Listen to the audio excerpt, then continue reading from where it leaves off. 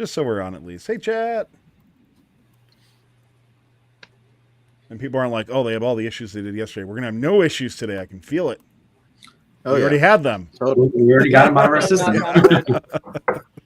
Tower, how audible is that on my keyboard? It's okay. Yeah, I mean, I can hear it very slightly, but it's okay. I'm pretty sure my keyboard would be really loud. Yep. It is very loud. Yes. Mine would be too. So they have whatever, like I don't have the loudest keys, but like the second loudest. This is why my wife really gets me into the basement, because if I try to work by her, it just does not. Those are nuts. I have to have quiet keys. I can't stand the loud typing. Hey, chat, let us know where you're coming in from this evening, by the way. Type your team name in chat as we get ready to start. It's going to be like a minute or two, and we should be good to go. Hopefully. We got a lot of cool teams showing up. Like, we have a link here. We got digital dislocators. Yeah. Lots of.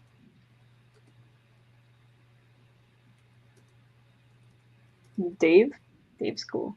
I like Dave a lot.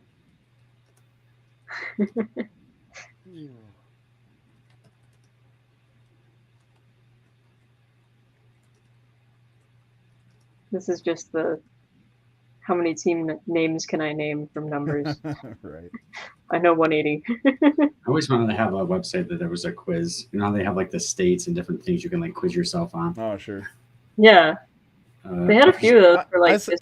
It was like name all the teams in FIB, and I got like not even 10%. There was like the geolocator one at one point where they had like all the events locations, like where they drop you somewhere and you had to guess like which event it was based on that's cool. the Google I Maps never thing. saw that. Yeah, no, I was didn't like that might have been pre-COVID even, but something like that. Huh. I keep panicking, looking down and seeing the red light on my mic. I'm like, oh, I'm muted. Nice. You have to put like piece of tape over it or something. I know. It's a good idea. Flip it over. Yeah. Okay. Last things on my end, then I think I am good. Hey. All right. Is everybody else good?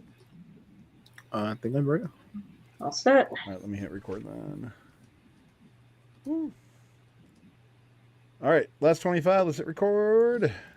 And in 3, 2.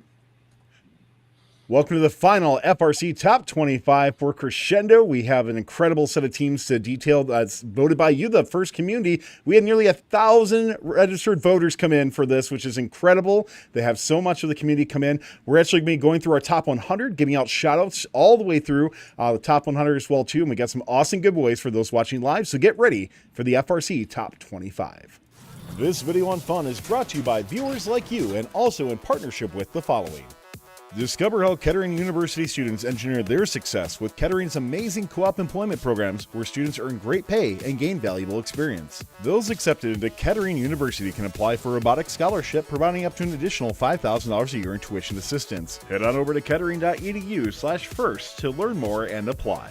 Support Fun's content creators when you sign up for a membership on YouTube Join. You'll get access to special perks like emotes, loyalty badges, and Fun members will even get early access to our scheduled videos and more. 100% of this revenue will go back to our correspondents to help recognize their efforts. Click the join button in any YouTube video to pledge your support.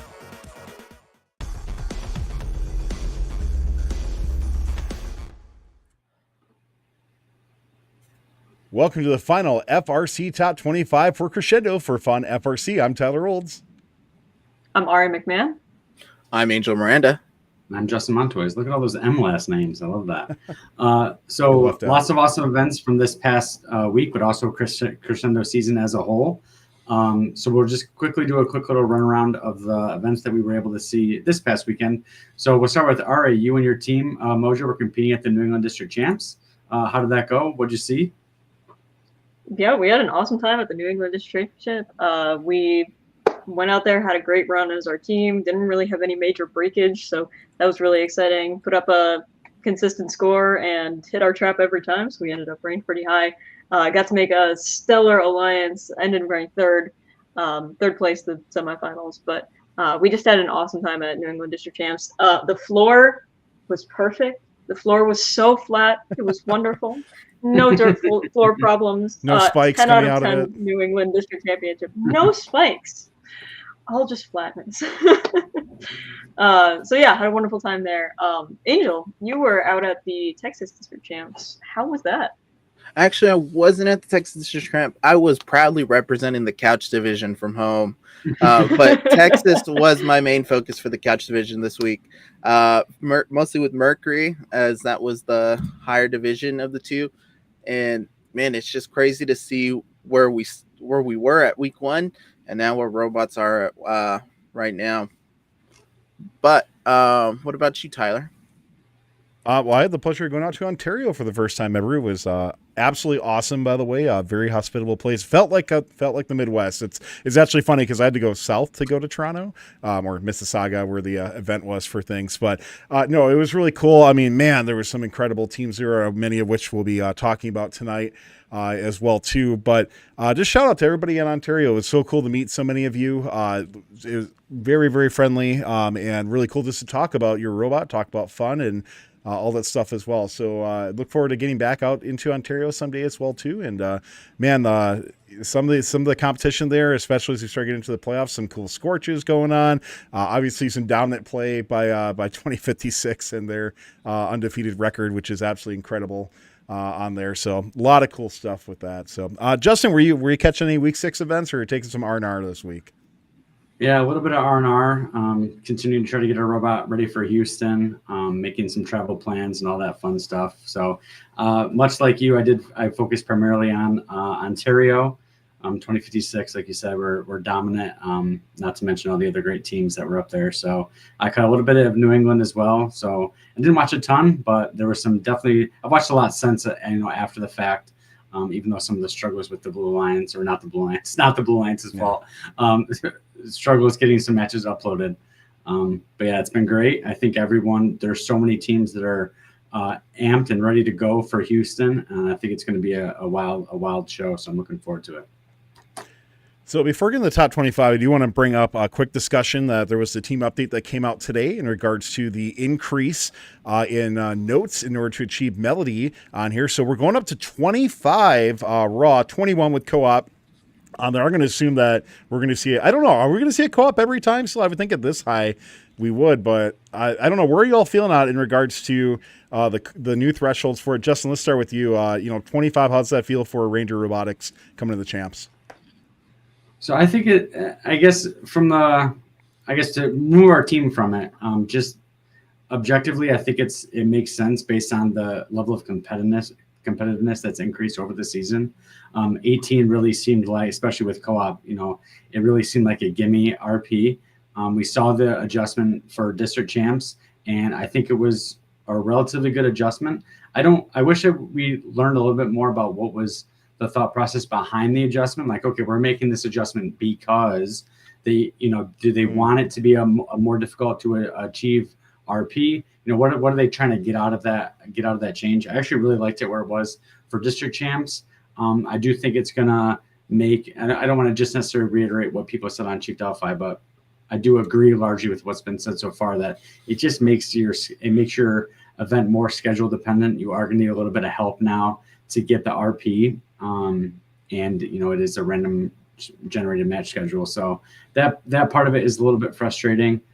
So we'll see how it plays out. Overall, though, I do think it does match the competitiveness, especially with the scores that we saw this past weekend at district champs. I do think it does match the competitiveness that teams are now at. We had a very interesting conversation about match schedules last night on FRC Roundup in regards to that, so make sure you check that out. Ari, as Mojo is looking at championships, how are you feeling about the 25? Yeah, hopping on what Justin said. At district champs, the melody ranking point was just kind of a gimme ranking point. We were seeing much higher note counts, and I think that this is a good call. I think I would have liked it earlier. I think I would have liked this level at the district championship level. But I'm excited to see how it plays out at championships. Wow. And definitely a little bit, dependent on your schedule. The championships, the low end is a bit lower and the high end is a lot higher. So we'll see how that all plays out, but excited for it. Yeah. Angel, anything to add on? You know what? I look at this and I go back to Rapid React. Rapid React, they put a last second team update and increased the cargo threshold that year. And so I'm curious if this is actually going to affect the rankings as first wants, because I remember the discussion before the World Championship was, oh, why are they doing this? Yada, yada, yada. And then post champs, there was a Chief Delphi post that analyzed and actually said, oh, okay, if we kept or if we increased the ranking or whatever, they compared it to where it was and where it wasn't. And they found out that it really didn't make a difference in the ranking. So I'm wondering how much this rule change is going to affect it. So we'll see. That's a great topic to bring up. I totally forgot about that from a couple of years ago. And I'd love to see the data on that again, because you very well could be right in regards to how that goes. And of course, the other big change, you guys get an extra half pound on your robot now, thanks to the new radio. So sure. I mean, I'm sure that makes a difference for some teams, right? There's that handful of teams. Oh, it does. Yeah, so the word makes a difference. So I'm definitely glad that they're adding that as well too. So a few other updates as well, but other than that, a couple of big changes. Teams, make sure you're aware of this. That's coming in. Let other teams know for championships as well too. There's always that few that are just like, oh, I didn't read the updates, or I didn't see that, and then it's a big surprise to them. And it's like, please make sure everybody is aware of what these changes are going in. So not as big as last year, right? And I can only feel the GDC every time when they make these changes. They're like, people have wanted extra thresholds, and then they give extra thresholds, and people are mad about it. And it's just like, yeah, sorry, GDC, you can't win. That's welcome to it. So I do think they're in a perennial no-win situation, right? So.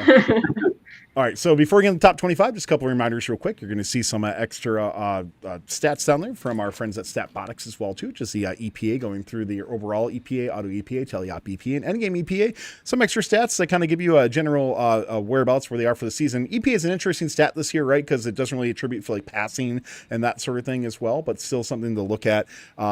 There's I know in like Karthik's strategy discussion that we're going to be streaming at championships, that's going to be a big discussion of his, is that like looking at that sort of stat when you have like passing and stuff, how does that work out for things? So looking forward to hearing more about that. Other than that, though, we have 3 giveaways to do today. So we're actually going to start our first one right now, and that's going to be from our friends at 1720, the Fixed Gears. Of course, I don't have this loaded. I should. And that's going to be for the Bathawks as well. So the Bathawks are awesome devices. I didn't ask any of you ahead of time, but do any of you have Bathawks on your team at all to use these? We do use them. Yeah, they're pretty cool. So So you can plug them right into your battery. Gives you that reading on it for essentially it's a voltmeter on there, so it lets you know what it is. And if you're interested in winning, type in gears right now. We're going to draw for this once we get closer to after number 11. So you get a little bit of time. But type in gears. YouTube subs get 3 times luck to win. And thanks again to Fixed Gears. You can buy these off of Andy Mark's website, but the proceeds go to 1720 Fixed Gears as well. So thanks a lot to Fixed Gears for the awesome giveaway. With that said, let's hop in. We have we're going to be going through 25 through 11, and then doing a couple changes on things. Once we get down to 6, we're going to be doing shout outs for segments in regards to our top 100. So we're going to kind of take those one at a time: 76 through 100, 51 through 75, and 26 through 50. So no snubs this week, but we're going to be looking at a broader perspective of our top 100 teams. And where they are, and giving some shout outs as well. So with that said, let's hop right in. And number 25, Ari, take it away. Starting us off in our 25th spot out of Warrenton, Virginia, with a record of 45-6-0, it's the Fresca Valley Robotics Club. First in the Chesapeake District, 1731 was the winner of the Ashland and Falls Church District and the champions of the Chesapeake District Championship. 1731 is a fast handoff shooter with an under-the-bumper intake. They start the match with a consistent 6-note auto and cycle to the front of the subwoofer or just off of it, finishing the match with a climb and a trap. Their cycled lines are efficient and practiced, and they play the game well. 1731 is the model of consistency and something that is highly rewarded in Crescendo, and that will certainly pay off at the championship level. Congrats on the season so far, Fresca Valley Robotics Club. Yeah, phenomenal season by them. Congratulations. And you're going to see as we get in the top 25, I was talking about this earlier in our chat, in our group chat that we have. It's like, man, you go back like 5-10 years or something, when we had the FRC top 25, it just feels like there are so many more better teams these days that like trying to get into the top 25 anywhere is just nuts right now. And you're going to see the teams that don't make it and you're gonna be like, what the heck? But then it's like, well, who do you replace them with? 1731, very well deserved for them. Congratulations, and a great team to look forward to seeing at the World Championship. Yeah, absolutely phenomenal team. I remember them back in 2015. It was the years before compliant wheels were completely a thing. And on their intake, they told me we have horse wrap on our intake, and that's how we intake the totes. And apparently every year they've used horse wrap somewhere on their robot. Nice. So if it's still on there, let me know, because I am avidly curious about where it is. With that in mind, we'll move up to our 24th spot. Out of Queens, New York, and Queens Technical High School, it's Team 1796, the Robo Tigers. With a record of 39-5-0, they were the winners of the Tech Valley, the Hudson Valley, and the New York City Regionals. 1796 has a double-jointed arm on a vertical shooter that can shoot from anywhere in the wing line or closer, preferring the shot from farther out. One of the best robots to ever come out of the state of New York, they are currently 12th in EPA and 1st in New York. Usually the Robo Tigers fly under the radar before champs, but they've certainly earned their stripes this season. 1796 starts the match with a 7-note auto that consistently grabs 2 off the amp side of the midline and shoots them, at least to their side of the field to pick up intelli. They switch off between scoring and feeding a lob shot that lands right by the amp every single time. With practice driving, they can hit that perfect amplification cycle by themselves, ensuring that melody RP and hitting the trap with ample time, giving the ensemble RP almost every match. Expect them to claw their way to the top and be a lock in their division at champs. Congrats, Team 1796, the Robo Tigers. Yeah, what an awesome season for them. Like you said, Ari, for some reason, years prior, they have flown under the radar. As you point out, that's not the case this year. The robot really is incredible. They have a history of building great machines. As a fellow New York team, we do keep an eye on our New York friends. They have a history of building incredible robots, and this is, like you said, probably the best one that they've ever built. So they made they've made some good runs in Houston before, and I'm sure they're very excited to get to Texas and see what this robot can do up against some of the best in the world. Right, with that, let's head over to the West Coast. From San Jose, California, it's Quicksilver. First of our California teams on this list.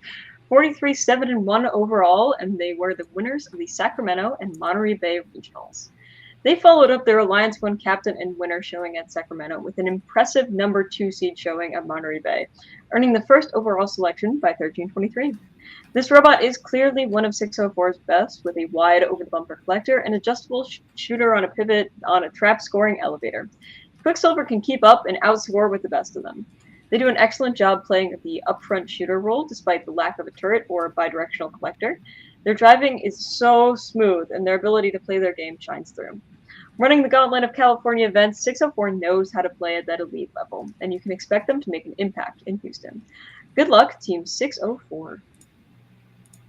Yeah, a team like 604, when you just look at, you talked about that gauntlet that they have to go through for teams, to be able to take 2 blue banners with that as well, too, and actually a third one with the Woody Flower Finalist Award as well, too, is amazingly impressive. And not only that, but taking, like Sacramento, where they're the number 1 seed of that as well, too, right? So it's not just, them getting picked right away or something like that. They are the pickers as well, too. So an incredible performance by them, and congratulations 604. It's a team we've had, I know, on Behind the Bumpers a few times, and definitely looking forward to catching this robot at championships this year.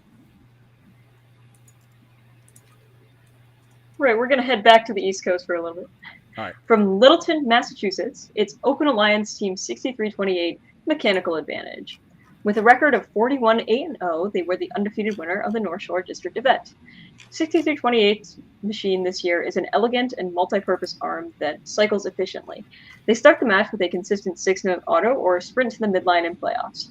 Their ability to play every aspect of the game at an elite level gives them the highest EPA in New England, 15th overall in the world. Their consistent trap scoring allows them to rank high, and their teleop prowess gives them the advantage on the Melody RP. 6328 has been to the Einstein Fields for 2 seasons in a row now, and 2024 is shaping up to their best robot yet. Expect them to seed high and make a deep run at the championship. Congrats, 6328. Yeah, Ari, did you were you at any events with Mechanical Advantage at all? I mean, obviously district champs, right? But like past that. Yeah. So we were on the same field at district champs. We had 2 matches against them. We did lose both of them. They are absolutely a force on the field. Like, you just do not want to go up against this team, or you want to partner with them because they are phenomenal at everything they do. Our pit was also across from them, so they are a class act even in the pits. They just phenomenal setup. So if you have the time to stop by and look at their pit, please do. It's pretty cool. So I was going to ask you, like, what ended up happening to this alliance? Because you got, Mechanical Advantage and Aces High is pretty nuts of an alliance coming in, right? So, like, can you break down a little bit just how did this team end up getting eliminated pretty early in the playoffs? Yeah, so this game is extraordinarily tough on robots. You get teams like 6328 and 176 on an alliance together, you're like, they're a lock for sure. Yeah. But then you get these elite teams that usually never have problems in playoffs, suddenly having mechanical issues just because of how hard these hits are and what this game is like. So Crescendo is anyone's game, and it's going to be the teams that actually end up working. So unfortunately, tough way to go out, but they'll be hungry for it. So yeah, this, in my opinion, definitely when you look at division, this is definitely a contender lock team coming in my opinion, for it. So yeah, I didn't really get a chance to see that with obviously the archives only on Twitch right now. It's a little bit difficult to see sometimes, but I really look forward to seeing how the robot does at champs, because I definitely think watching them earlier this season, they have everything it takes to get another division win this year too. Oh, absolutely. And I think that this game is not. I mean, we're seeing it on the literal field is struggling to keep these robots, or to keep from breaking with these robots, and robots are breaking each other. And not only is this game going to be a battle of attrition, as teams have put 25, 50, 75 matches on the robot, not to mention practice. I do think this game punishes mistakes so highly that we saw it even last year. A high alliance can get taken out if you're not ready to go. Yeah. In your playoff matches. Yeah. So it's just going to be 63-58 knows that. Yeah. Anyone. Yeah. And a lot of people know this. I just think people need to know this game. Literally any alliance can win. We saw it a little bit in district champs, and I think it's only going to continue to be a thing as we head into Houston. Absolutely. So let's move on to our 21st spot. From Marietta, Georgia, and Walton High School, it's Walton Robotics. They were the rank 1 and winners of the Anderson and Carrollton districts, Impact Award winners at Carrollton, and winners of the Peachtree District Championship. With an almost perfect record of 49-2-0, Walton's machine is impressive and consistent. I really love that we've got some absolutely stellar teams in our top 25 from the Peachtree District this season. It goes to show how much that region has grown and how much you guys love voting for them. So 2974's robot adds to the coalition of 2024 robots that are shorter than a bread box. It zips across the field with one of the smallest robots here. They're part of the sharpshooter archetype. They shoot from all across the field, sometimes breaking off to do the end. Their quick driving sets them apart this season, and they will be a contender of the championship for sure. Congrats, 2974 Walton Robotics. Yeah, I don't know about you all, but when I was in Ontario, so at the time, Ontario set the world record in a qual match going in, and all of a sudden, just right after Alliance selection happened in Ontario, the match number 1 happened at PCH, and all of a sudden that world record got set. And just watching that match where they just had just this literal pile of notes just like shuttled somewhere was just absolutely insane. And then they broke it again later as well too. Like what a crazy set of matches. Congratulations to them and their other alliance partner, who I'm guessing we're going to be talking about at some point as well too. But absolutely nuts set of matches. I couldn't believe I have to admit, I could not believe when I was telling people like, hey, guess where the world record is right now. Nobody would have guessed Peachtree. I'm not going to lie. Like, and it's so cool. No, but it's so cool at the same standpoint too, that we have an area that doesn't get as much highlight as they should. They are in that spotlight, even if it was for about 8 hours until it got broken by some other by some California teams. But overall, phenomenal performance by them. Walton Robotics is definitely the real deal, and congrats to them on a phenomenal season. No doubt about it. All right, so we'll move into the 20. I've got the next few teams here. Starting in the 20th spot is Team 6329 from Bucksport, Maine. It's the Bucks Wrath. 42 wins, 13 losses, and a tie overall. And we're the winners of the Granite State Pine Tree District events, and we're the winners of the Gannon Division at the New England Championship. So it's been an awesome season for 6329, picking up 3 blue banners. Most recently, they ranked 13th on their field at New England District Champs and were selected to join the number 2 alliance.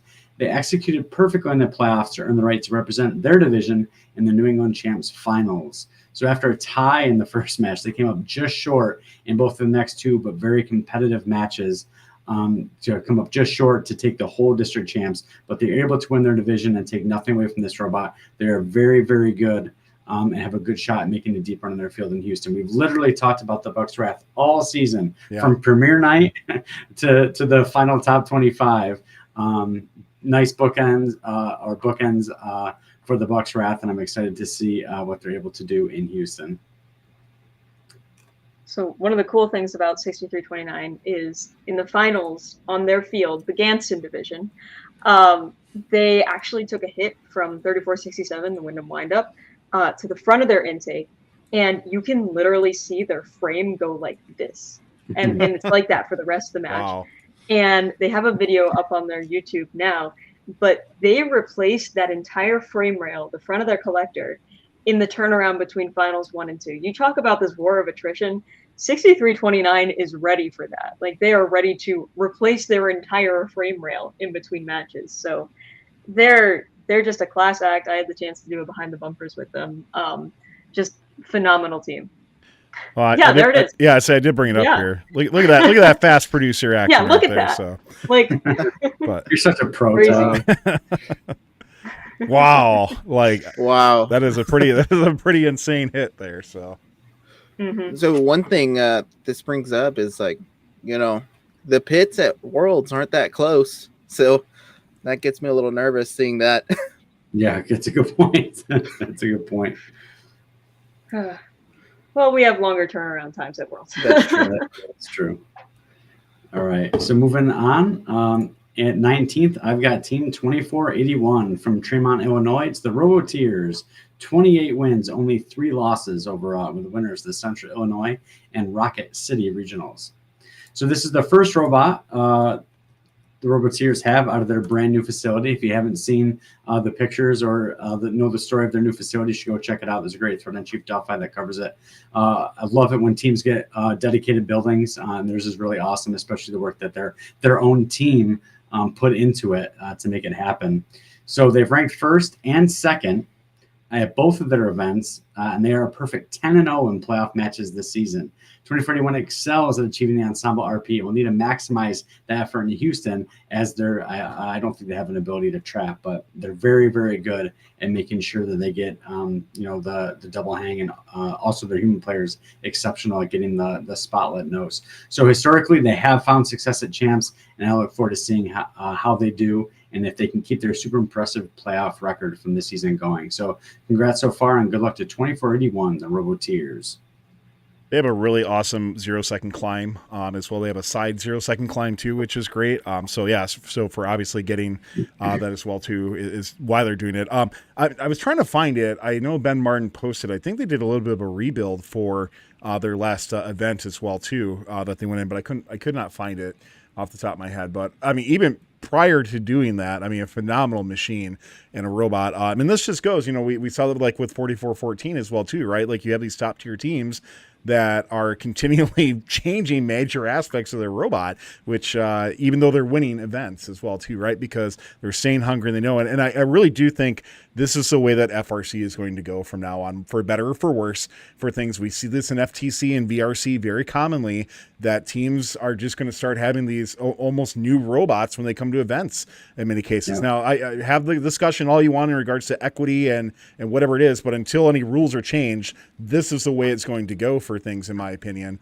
for that. Where the teams that have the resources, we're going to see major redesigns, major components of the robots replaced, and as they try to keep going up higher and higher. I think that's part of the thing where we've raised that floor so much now that now our top tier teams are reacting to that and finding new ways for them to excel and stay up on top as well too. I don't know what you guys think about that, but that's at least where I've been going with it. Yeah, I totally agree. Even look at High Tide, right? That's a perfect example. Have we ever seen an elite team? I can't remember. I'm not saying it hasn't happened. I just can't remember a team of that caliber completely redesigning the robot in the middle of the season. I've never seen that before. So I think that's a great example of what you're talking about. All right, you seem a bit pensive.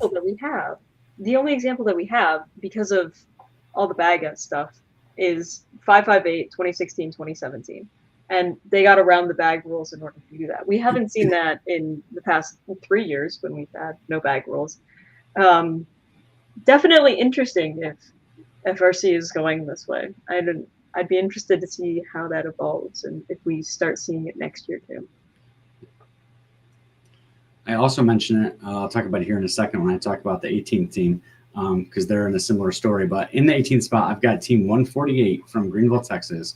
Greenville High School, it's the Robo Wranglers. 44 wins, 9 losses overall. And with the winners of the Plano and Dallas district events. So to start in the season, going back to back at their first 2 district events, they ranked 5th overall in the Apollo division at the first in Texas championship. They were selected to join the number 1 alliance with Spectrum, and they found success early, winning their first 3 matches, earning them an express ticket to the finals.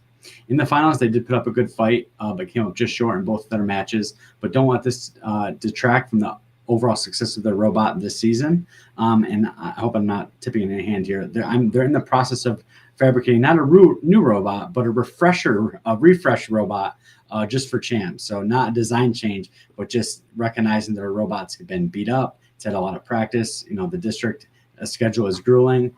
So just like you were talking about, Tyler, teams are recognizing that, they got to keep their machines in tip-top shape. So good luck in Houston to team 148, the Robo Wranglers. I mean, what can I say about this team? Coming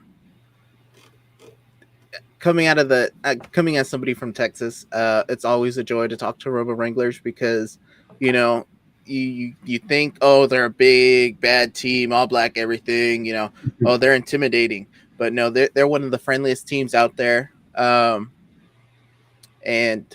man, it's amazing to see them. I have a little bias because they picked us our rookie year, even though I wasn't part of the team, but it's just the history.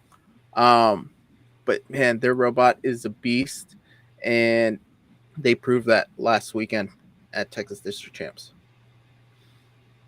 Somebody else put this in chat. I was a little surprised that they did lose the finals on there. I mean, definitely nothing to take away from the alliance that won as well too. But just on paper going in, I would have guessed that this team we would have been seeing them play against 118 and 3005 for the finals as well too. So like you said, Justin mentioned before, anything can happen, right, for things, and that I think is just one of those circumstances. But on the other hand, I'll give it to the other alliance who absolutely played their hearts out as well too. So interesting to see. I think this team is still.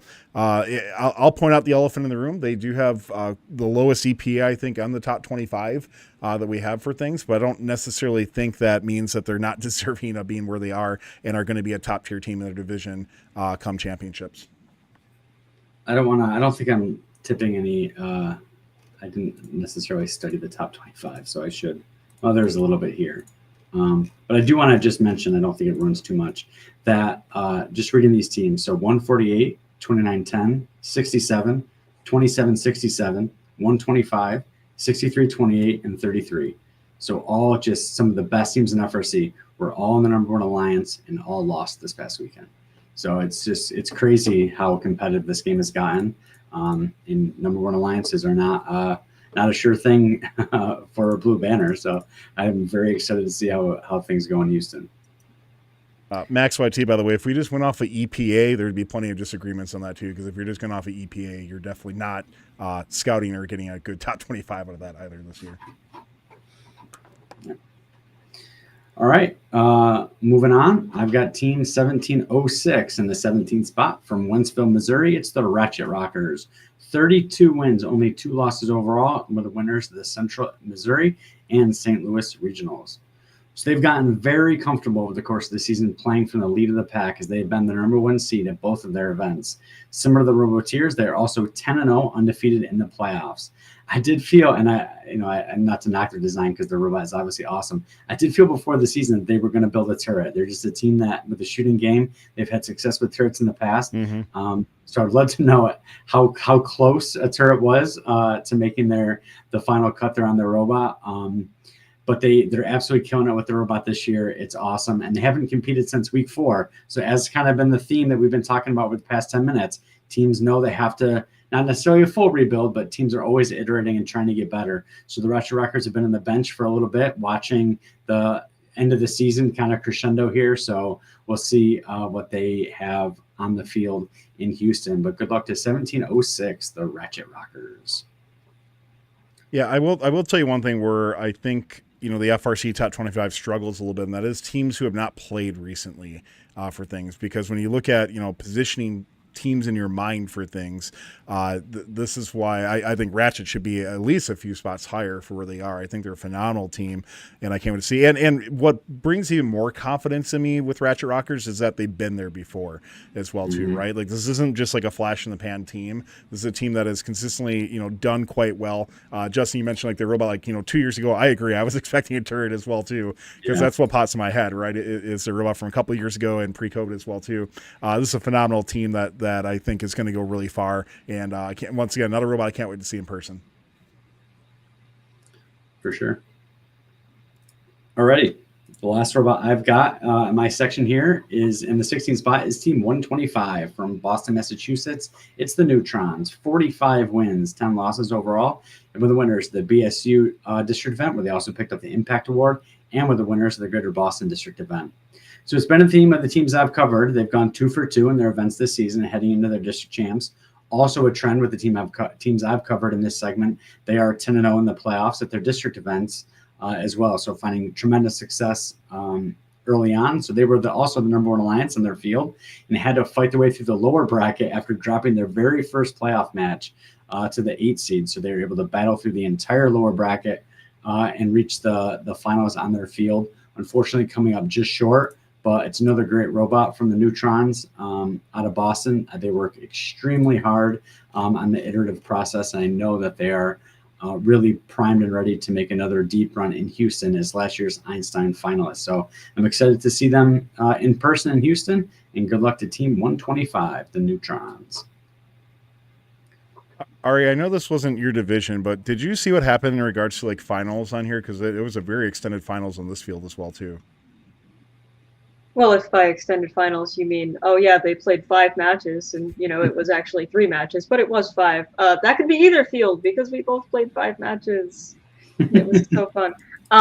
Yeah, actually, with regards to what happened, Wyndham has a really good post on their Open Alliance thread about what their alliance experienced in those 3 matches, and as it turns out, this game breaks robots, and throughout those 5 finals matches, robots really took a beating, and they really didn't have a set of finals matches where every robot on their alliance was working. So unfortunate out for 125, but I am absolutely sure that they will come back. They were the number 1 seed for the entire weekend. Like, that is just how consistent this robot is. It is a beautiful machine. It does everything on the field that it's supposed to do. Very cool to watch, and definitely going to be a lock in their division for sure. Definitely one of my favorite interviews of the year that I got to do as well too. Speaking with, obviously we're friends with people in the Neutrons, but when we talk to the students about as well too, you always get that indicator a little bit of kind of where students' knowledge is of things, and they are incredibly knowledgeable on what their robot is able to do, how they put it together, and everything as well too. So go check out their interview because it's awesome to see the breakdown of everything they cover and how they went about it as well too. So congratulations to Neutrons on another great year. Cover up your Rio ports. That's the conclusion from 125. Still teaching that lesson to the team. Anyway, let's move on to our number 15 spot. Officially 42-8-1. It's Bumblebee from Kfar Yonah Hamerkaz, Israel. If I didn't say that right, I'm sorry. Winners of ISR 1 and 3, plus the district championship in Israel. 33 3339 is walking away with 3 blue banners this season, and they're have definitely proven that they are ready for Houston. With their touch it, own it, under the bumper intake, their reliable 4-note auto, and consistent shooting, this team will surely be a force to reckon with next week. They also did win the Engineering Inspiration Award at their district championship. Just want to shout that out there. Congratulations to 3339 Bumblebee for an amazing season. We can't wait to see what you do in Houston. One of the first teams I saw this season actually shooting from that back wing line, and I was like, oh yeah, this is where robots are going this season. So one of the first like sharpshooter archetype robots that we saw and really executed on that strategy. 3339 is super impressive this season. Definitely like them right here. Yeah, I'm glad you brought that up. I don't know if I've heard the sharpshooter robot before, but I really like that moniker for those robots. I think that's really cool on there. Yeah, definitely. I mean, incredible season this year that they went through. I know they won a district last year, but I think this is definitely 3339, kind of back of that pinnacle where we've seen them from, a pre-COVID era and stuff like that as well too. So congratulations to them on a phenomenal season and a fantastic robot coming to the champs as well. Really well done this year. You haven't heard sharpshooter? I don't think so. Using it all season. Yeah. I don't know. We used it all over Annie. So I like it. I really like the term for it. So yeah. I'm going to use it from now on. All right. Moving on to our number 14 spot. Out of Mill Creek, Washington, it's 2910, Jack in the Bot, with an official record of 40, 10, and 1. With their bot Typhoon, 2910 won the Glacier Peak and Bonnie Lake events. I love this bot. Its turret shooter is amazing because you see them driving around the field. Doesn't matter what orientation they grab that game piece in. Once they're right near their speaker, they just turn that turret and shoot. They're smooth under the bumper intake. They just drive right over it. Like, it's great because if you ever watch any of the matches over there, they have a top-down view. And so you actually just see the note go through their bot, and I love that. Their extremely low profile, which I've talked about last time when I was on the top 25, is amazing. I was not expecting such a small robot, or height-wise. That was beautiful for me. And then plus their 4.9 center line auto. This past weekend has proven that those notes in the center are essential to taking the advantage early on. And so that helps them a lot. But anyway, congratulations to 2910 Jack in the Bot. We can't wait to see what you bring to the table in Houston.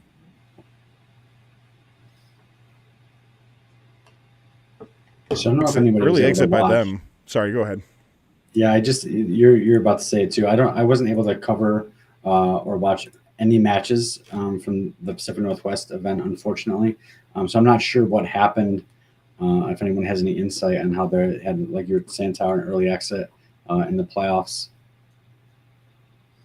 No, yeah, unfortunately, I tried, but the match videos aren't up yet. So I think they now just put them up. So I think they are available now for things. I didn't catch the recap that will be coming out as we're recording this tomorrow morning. I didn't do the production for that one, so I didn't really. That's usually how I watch a lot of these nowadays. So I didn't get a chance to do it. But man, I don't know. It feels weird seeing Jack in the Bot at 14. I don't know about you all, but I think about previous years. And I don't, it's a cool machine, awesome robot and things like that. And I hope they rebound quite well. If anything, maybe this is like that polar opposite where they've had early exits at championships before. They have the early exit at district champ. That's out of the way now. Now we're making deep runs at championships. So let's hope that for them at least. Yeah, which does happen. Absolutely. Yeah, right. I mean, 2910 with the robot they have at 14th really just goes to show like the caliber of teams that we're going to get to too. Like we said this at the beginning, but the top 25 this year is just like kind of insane. So yeah, I didn't want a 4-hour show, but realistically, like we almost should be doing like top 50 on something like this, right? Because it's such a deep field now. But once again, we don't want a 4-hour show. So it looks like some again, I didn't cover this at all over the weekend, but it looks like the Alliance 1 and 2 got knocked to the lower bracket right off the gate in the Pacific Northwest playoffs, and then they ultimately had to play each other in in round 3. Wow! They just got knocked out by a very strong 2 seed. It looks like all robots were functioning. Well, somebody who claims they're on bare metal says that they lost a drive motor. Oh, So, That's rough. Oofda, right? yeah, no kidding. All right. Well, let's move on to our 13th seed. Out of Westlake High School in Austin, Texas, it's 2468 Team Appreciate with an impressive 41-11-0. 2468 were the winners of the Waco Fort Worth event, as well as winners of the First in Texas Impact Award at the First in Texas Championship. With 4 blue banners this season, Team Appreciate has had an amazing season. This past weekend on the Mercury Division at the Texas Championship, they ranked 14th and were selected to join the Second Alliance. They went undefeated all the way into finals, but after 3 finals matches, they became Mercury Division's finalists. Congratulations to everything you've been able to accomplish this season, and good luck in Houston. Angel, did you see 2468 at any events yourself? Yes, they were. I was there at Waco, and I was there. I wasn't at Fort Worth, but I did see them in person at Waco when they made their debut. I mean, I always kind of feel like, even though they seeded higher, I feel like they've been kind of playing second fiddle to 3005 in their first 2 events that they had. What is your opinion of 2468? Is this team like a lock coming into divisions? Are they the real deal? I think they're the real deal. A controversial opinion here, but I think going into Waco, 2468 had that upper edge over 3005, but then it also flip-flopped at their next event. What I will say is that 2468 has been playing, can switch it up. They can be the one that is just picking up notes, scoring them into the speaker, or they can be the ones passing, and they've really nailed that passing. As you can tell that they've been doing it all season, because they get it in that little protected zone right between the amp and the speaker a lot of the times. So I love seeing them play. Another thing is, I'll mention it again, I said this last time on Top 25, Impact. They won Impact. I've been waiting for this team to win Impact. Is this the year? I'm rooting for y'all. God, I hope so. But it's been long overdue. That's all I'm going to say. Yeah, for sure. I mean, especially after, you want to talk about a snub. Not winning Impact is like the biggest snub last year ever for 2468, in my opinion. So, especially if they were finalists, last year at championship or in 2022. I can't read the mind of the judges and things like that, but man, that just screams to me like, oh, they've won it so many times, we don't need to give it to them again, sort of thing like that. That's exactly how it feels like to me too. Yeah. So I'm glad they got it here, and I can't wait to see. There's many deserving teams to become Hall of Fame as well too. But man, 2468 is absolutely incredible. I'm not just saying that they get the free jersey, Norm. Just so you know. And not to say that any of the teams that have beaten them in Impact are undeserving, but it comes at a point where if you've been nominated this many times, just give it to them, right? Come on, judges, just give it to him. I actually agree. I do want to point out that 2468, Citrus, and Robonauts are all going to give Impact presentations at the championship. That's awesome. And any of those 3 teams would be exceptional choices. So it's going to be awesome to see who enters the Hall of Fame this year. Speaking of Hall of Fame, Angel, who we got at number 12? Ooh, that's a good question. Number 12 from Wailua, Hawaii. It's the Hawaiian kids with an impressive 59, 4-1 overall. And they were the winners of the Canadian, San Diego, Midwest, and Hawaii regionals, as well as picking up the Impact Award in the Midwest. It's been an amazing season for 359 as they end their regular season with 5 blue banners. This past week at the Hawaii Regional, they were captains of the First Alliance, going undefeated in elims. 359 went home with the event's blue banner and the Creativity Award. Congrats on your accomplishments this season, and good luck in Houston. Yeah, I love 359. Jess and I have talked about 359 for so many years on this show, and just how absolutely incredible they are. I've said it many times, but Jess, and I'll ask you, is this 359's best robot yet? Absolutely. And they're, I can't put my finger necessarily why, because the robots are always so beautiful, always well executed. But this one just seems to have a little bit more. They've gone all over and won everywhere against tons of different teams. I think they're just having a ball this year. They're excited and pumped for Houston. I think this is their best shot to really make a deep run. Perhaps Einstein, who knows? Yeah, the convincing factor was winning Midwest. Midwest was such a ridiculously tough event this year. Yeah. So to see them do as well as they did is absolutely incredible by them. I mean, nothing against any of the other regionals that they competed as well too, because going to San Diego this year was also super tough as a regional. So so overall, congratulations to them. Another team that once again I can't wait to see. We already do have an interview. Stanford grabbed one with them, so I'm a little jealous out in San Diego, but I'm definitely going to be stopping by and checking out their bot for sure. Yeah, so all their difficult regionals, San Diego, Midwest, they're standing at 59-4-1. Like, what an impressive record. Like, that is how many matches? 65 matches. Well, and they lost 3 of those at Midwest, by the way. So, like, take Midwest out of the equation. They are so ready for the championship. If any team can adapt to the up threshold, it's going to be this team. And then it goes back to that threshold question. How much is it really going to affect the championship level rankings? Because look at all these teams on the top 25. But talking about teams that probably won't have issues with the threshold, it's our number 11s on the top 25 from Clarkson, Michigan. It's Team Rush with an impressive record of 62-7-1. Team Rush were winners of the Finger Lakes Regional, the First of Michigan Troy event number 1, and the First of Michigan Hermlock Semiconductor Division, as well as the winners of Fimstein. Walking away with 4 blue banners this season, it's been a great season for Rush. This past weekend at the Hermlock Division, they earned the 3rd seed and were selected to join the First Alliance.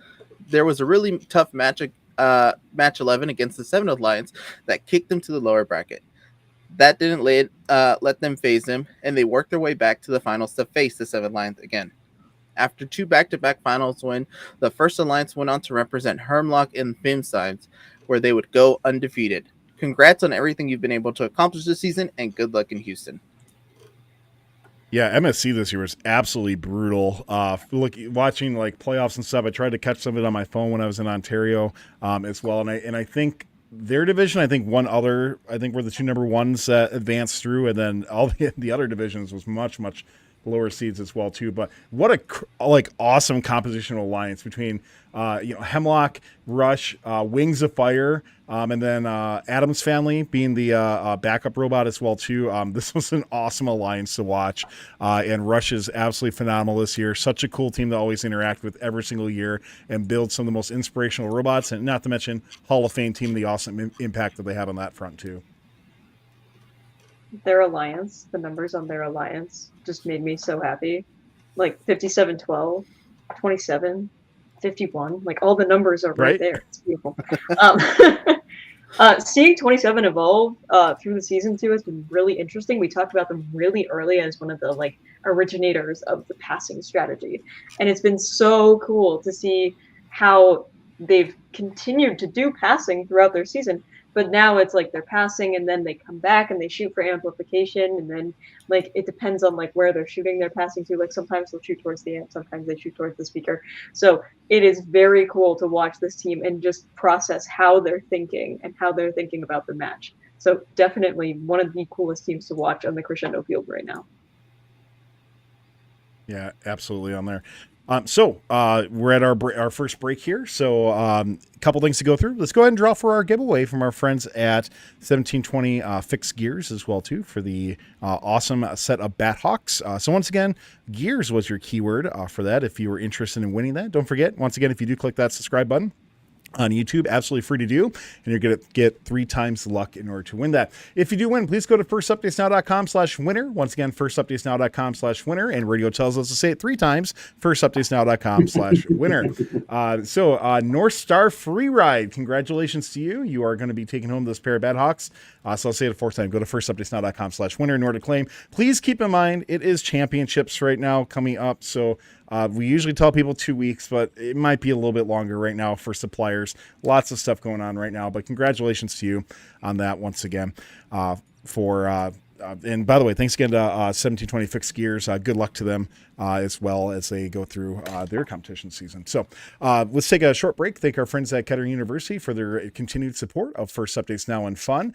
So students, especially if you're like a junior becoming a senior next year and you're looking for an awesome university, one that supports you being in FIRST and being in competitive robotics, over 30% of students that attend Kettering University were in high school robotics. So go check out kettering.edu/FIRST. A lot of great programs as well, including their co-op program, where every single student who goes to Kettering University goes into a co-op program. You get to earn money. You get the experience as well too. Kettering's a phenomenal school. I've been there many, many times now, and I can attest to how great of a university it is. So go to kettering.edu/FIRST to learn some more information and see if they're a good fit for you.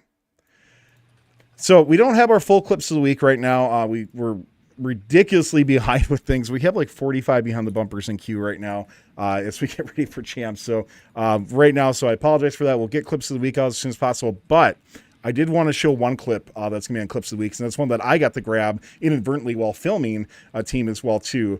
This is absolutely nuts. By the way, we'll put it on screen, but this is a hit that Makeshift Robotics 4039 takes. So this will be part of clips of the week. We'll play this. We'll come right back in just a moment. Well, we've got 4 robots in that area, the source area, and they are ready to slow. And we've got still 23 seconds, remember. 43.09 and 10.99 away on that one.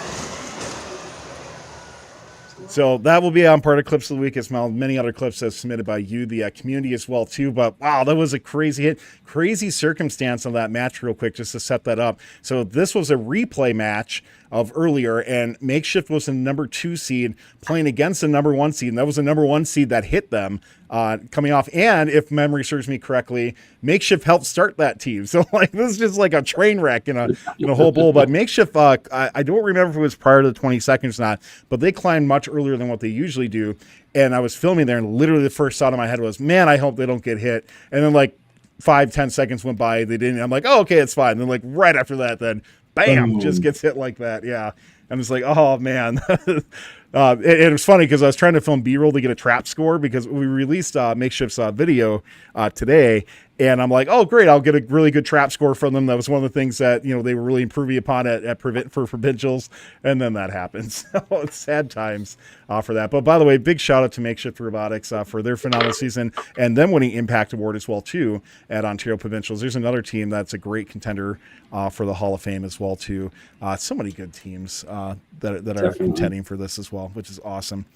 Okay, so before we get into our top 10, we're actually going to start our second giveaway of the evening. That's from our friends at Robobits, who actually I got to speak with and catch up with. They're on Team 2200 out of Canada as well too, so it's great to catch up with them, talk obviously about their team, but also talk a little bit more about Robobits as well too. And so really cool newer company in the FRC scene that's making some great stuff. They're giving away a kit of these Robo Rollers, which are absolutely awesome. They, by the way, they're valued at like $200 USD. So this is a roller bundle to cover all your intake needs. This has all the components necessary to build a 3-roller intake. So first off, go to robobits.com, go check them out a bit more, see some of their awesome products that they have, but type in Robo Rollers in chat. That's your keyword, and we're going to be drawing for that after our number 16. But with that said, we got to jump into our top 10 right here. Ari, let's take it over to you, and who's going to be our number 10 team in the final Crescendo FRC Top 25. Oh, we're down to our top 10 now. Out of Redwood City, California, and Design Tech High School, it's 5940 Bread. With a record of 39-8-0, they sandwiched wins at the San Francisco and Central Valley Regionals this year before adding a finalist appearance at East Bay on top. To be quite honest, that finalist appearance was their most impressive showing of the year, taking the Powerhouse Alliance of 254, 1678, and 1160 within 2 points. Playing these elite teams is 5940's bread and butter, and it'll certainly pay off at the championship event. Bread starts the match in any number of position, going for that midline auto, optimizing their paths based on what they know will be left after they shoot their preload. They collect from anywhere for the rest of the match. No fed notes are safe from this machine. Their driving, note awareness, and quarterback play is top-tiered, and it will certainly play off at the championship level. Congrats on making the top 10, 5940. Can't wait to see you cook or perhaps bake at the championships. I don't think Ari gets enough credit for the puns that he's able to sneak in. Some of them are really, really highbrow. And I'm like, that was a really good one. I caught that one. My favorite every year is the Wyndham pun. We'll see where Wyndham winds up. Wyndham winds so up, good. yeah. Nice. Anyway, I love all the bread ones. The bread ones are fantastic. Well, yeah, Brett, absolutely phenomenal year by them. Once again, this is a team that you look at the last couple of years and where their performance has been. They are 5th in EPA worldwide right now. And one of those teams where, we talk about how EPA sometimes is the right metric, sometimes not. I think this is the right metric for them overall. Brett has been so good this year. And when you just, here's the funny stat. 5th in the world in EPA, 4th in California. So, it's just absolutely insane to think about where that is for them. So, but congratulations to Brad on another great year. Once again, another robot I can't wait to see at championships and perform as well, too, because this team is just going to be absolutely amazing. So, moving on up to our 9th spot with another pun. They have been out of this world since the beginning of the season and every week since. It's Team 118, the Robonauts. Out of Houston, Texas, and Clear Creek Independent School District, 118 was the winner of the Katy District, the Tallahassee Regional, the Houston District, the Space City District, Impact Award winners at Space City, winners of the Mercury Division, and champions of the Texas District Championship, as well as Impact Award winners. 118 is heading into the championships with 8 banners. They have 2 rows on the Blue Alliance. With the most matches of any team this season and the most wins, 118's record of 86, 14, and 1 is nothing short of astonishing. Their gameplay style has evolved throughout the season, and seeing them here each week has enforced that this could be 118's best robot ever. Congrats to 118. Hope that you're getting some well-deserved rest this weekend, and good luck next week in Houston. 8 blue banners is just absolutely insane. It's just hard to fathom, something like that. Yeah. And they were, I hate to say they lost, and they were unsuccessful at winning a regional as well this year. So really, they could have had 9. Yeah, Green Country, they had an exit at match 9. So they could have had more. Also, I don't know how their kids go to school because they're gone literally for 2 months straight, which is also an interesting thing. I heard that they bring. I don't know how accurate this is, but I heard that they bring different students and different drive teams to each event. I don't know if that's true. I can confirm that they do have multiple drive teams. So that's kind of cool. That's the only way I could see how they would do it instead of bringing their entire team to each event and then ruining those kids' GPAs. Yeah. Well, and Hawaiian kids are the same way too, right? I know they had brought, I don't know about this year in particular, but they brought multiple drive teams for their events as well too. They swap out students as well. So, by the way, I'm very excited. I am going to go to the Robonauts facility on Tuesday. So very excited. I fly in Tuesday and I get in 5:30, and then I'm gonna meander, take a lift over there a little bit later on. Can I say it? Yeah, I'm going to say it. So I'm planning on doing some filming there. So for those who are interested in checking out what the Robonaut shop looks like and their facility looks like, I think we might end up doing a cool tour video while we're there as well, too, which should be really awesome. No guarantees. Cribs back? What? Is Cribs back? Yeah. FRC Cribs. Tower, did you go last year? No, I did not. Yeah. Yeah, so I went actually earlier this summer, I went to the NASA facility and do the tour there and stuff like that, but they're not there anymore, right? So right. Yeah, they have a different facility now. So no, I did not go to what their current shop is right now. Yeah, so I went last year. You're gonna love it. I highly encourage everyone who's in the area. They're even doing an after champs this year, which is awesome. So if you have an opportunity to go, I know for our team went last year. So if your team is staying and flying out on Monday, perhaps like our team is, you're looking for something to do on Sunday, highly recommend it. They have all of their robots from previous seasons. That some of them that I would have only able to see through grainy YouTube videos from 10 or 15 years ago. You can see up close and really see the progression of robots. Their space is awesome, so I highly recommend it. Just a side note, by the way, Jenna commenting in chat that 118 does not have multiple drive teams. Oh, well, kudos to those kids. For right from the source right there. So yeah. But very cool. But yeah, no, congratulations to 118. A phenomenal season so far. The robot has really shined, especially coming out of Green Country when you have that early exit like they did. This robot's been absolutely on fire ever since. So really cool to see. Very well deserved to see them in the top 10. Congrats on a great year. Once again, another one of those teams that I'm definitely going to be checking by and stopping by for an interview at championships. So we're going to move up to our 8th spot here. Out of Suwanee, Georgia, and North Gwinnett High School, it's 1771 North Gwinnett Robotics. Currently number 1 in the Peachtree District with the 6th best EPA in the world, including the number 1 auto EPA with a record of 48-4-0. 1771 is arguably the best wooden robot in FRC history. Rank 1 in winners of every single event they attended this season, the Gwinnett and Albany events and the Peachtree District Championship. 1771 is a dominant force of a machine. They've got a vertical shooter on an arm that pivots up to aim, amp, and trap. We talked about this robot in week 3 in the 14 spot and week 5 in the 12 spot, but with a stellar performance this week, they've certainly made their stake in the top 10 this season. Their driving, collecting, and match cadence have all been elite, and I can't wait to see them compete outside of the PCH district at the championships. Congrats on such an amazing season, and I'm looking forward to seeing this robot at championships and, knock on wood, 1771's first Einstein run in team history. Oh, Ari. Yeah, this robot is absolutely phenomenal. It's so cool to see that the community has recognized them in a spot that definitely is where they should be for things. This robot is so good. This is a lock on a field for sure. I mean, unless they're just absolutely with like the top 4 teams or something like that. So this robot is so cool, and I hope the humidity's low for this team so they can perform at a top level. Well, they do have an extra half a pound now, so. Yeah, that's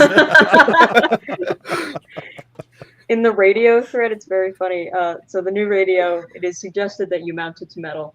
And 1771 posted and said, hey, we really don't have metal on our robot. that's so amazing. Crazy machine. I can't wait to see that one up close. Yeah, that's like gonna be of all the robots at championship. That is definitely one. I'm making my list right now. Pits I want to go to. 1771 is like up there for sure. I got a chance to visit them a couple of years ago and see their 2022 robot. I definitely remember that interview for there. So if it's anything like that, this is going to be a phenomenal robot and hopefully a phenomenal interview as well too, because this robot is just so cool to see. Pat, Wood aside for anything like that, this is just an elite robot that just does so well. The fact that they're Wood, and honestly, until you look up super close, you would never know it. By the way. This is such a cool team, and congratulations to them for hitting the world record twice before it gets broken as well, too, is so cool. We're going to charge over to our 7th spot here out of Dallas, Texas, and Emmett J. Conrad High School. It's Team 3005, the RoboChargers. With a record of 48-7-0, they were the winners of the Waco District, the Fort Worth District, the Mercury Division, and the Texas District Championship. Ranked first in the First in Texas District, 3005 uses a flip-up under the bumper collector to transfer to a multi-use arm on a pivot. They start the match with a number of different unpredictable midline autos, sprinting for that first note and cleaning up at least 2 of the undisturbed notes. They follow this by playing either the passer or the quarterback role on an alliance. At the Texas District Champs, they found success with 118 by playing the passer, with the ability to cycle back for amplified shots. 3005's versatility and decision-making sets them apart on this field, and they'll certainly charge onto the Houston field as a lock. Congrats on the electric season, 3005. We can't wait to see you compete at the Houston Championship. As somebody who did the forecast for their division, it was the first time that I put RoboChargers as a contender instead of a lock, and that was because the level of competitiveness was there, and I put 118 over them, and the majority of the reason I put 118 over them was because 118 could trap, and that was going to help them get the number 1 seed. But 3005 decided to just prove me wrong and make sure that I never count them out again, because they managed to take the number 1 seed without having any sort of trap mechanism. That's amazing. And if you looked at the tiebreaker, they had the same amount of ranking points. They had the same amount of cooperation points. The tiebreaker was average match score. Wow. So, man, 3005 Robochargers. I'm sorry I put you as a contender. I learned my lesson. And y'all are amazing. I love y'all. Your robot is love it. But Hey, Angel, it's always good to be humble after things, right? And that's the fun thing about doing what we do is we're typically wrong in what we say. So, but yeah, Robocharger's phenomenal robot once again. Shout out to all my friends on that team for another phenomenal season by them. They are that team that last year coming in, they have become the top tier team in Texas for things. Last year we looked at the robot and how good. I cannot believe that robot was not on Einstein. I know they don't believe it either. But so, but looking at going into this year as well too, just continuing that success that they had. That as you said, Angel, this is a lock on division for sure. Robochargers look absolutely phenomenal. With that, we'll move up to our 6th spot. From Ventura, California, it's High Tide. 39-4-0 overall, they were the winners of the Ventura and Las Vegas regionals. Over their last 2 events, 44-14 has taken to the field with 2 different robots and only lost 1 match. After their undefeated run at the Ventura regional, they decided to rebuild and bring a new robot to Las Vegas, where they shoot from anywhere in the wing and sometimes a little bit beyond it in outstanding fashion. What astounds me is that we talked about this team week 1 as coming off a hot 2023 season with a slow start, but they have taken this season up a notch for sure. They're hungry to surf the tides back to Einstein to defend their 2023 World Championship win. Congrats 44-14 on an awesome regional season. We will see you. Yeah, I mean, we talked about them last week, but I got to see 44-14 at Las Vegas as well too, and this shooting from the stage line wing end of the wing area is definitely the right strat overall. It's cool to see that they made this change to it. Accuracy, they still have a little bit of tuning to do on that front. When you're shooting from that far away, it's obviously not an easy shot, right? And especially with the more, I think it's the variability of the notes, I would think, more than anything, when you're shooting from that far away to try to get something very accurate there. But 44-14 absolutely made the right decision with that rebuild as well. And I can't wait to see how much more tuned in they are once they get the championships. This is a team that's just going to continually be working their butts off to get that tuning right. So can't wait to see it. Man, it just still shocks me to hear, oh yeah, they just scrapped their whole robot and built another one from scratch. As somebody who's after going undefeated, after winning a regional, going undefeated, scrap their entire robot. That's astounding. It's almost like a mystery to see which robot they'll end up taking to Houston. Who knows what they've been doing with their first robot? They're gonna swap back. Who knows? Quick, flip a coin. Yeah, exactly. Heads. We'll take whatever one they don't want. But yeah, please bring the other one. Just donate it to a team. That would be phenomenal. Yeah, right? But so hear me out though. How many teams are going to champs? Like 600. Yeah. How many years have we had it where a trailer's been broken into, a robot's been crushed somehow? Now, we don't have the crates anymore, so it's a little bit different story than what it used to be, right? But with 600 teams, the odds are something like that could happen. So just saying, High Tide, why don't you just bring the other robot and just give it to a team should they have any unfortunate circumstances happen to their robot? Not saying that sounds ominous, almost like it does sound ominous. Yeah, if you don't pay enough, something bad's going to happen to your robot now. But sincerely, what a cool year and a cool season. And we talked about that meta of the continually optimizing change, and I think High Tide's really setting the bar for that as well. If Cheesecake was still around, just bring the robot in the back of your trailer, sub it in for your 4th robot. Yeah, right. Kiddie pools are still around, I guess. But are they though? Well, okay, probably not for championships, but it was pretty funny to see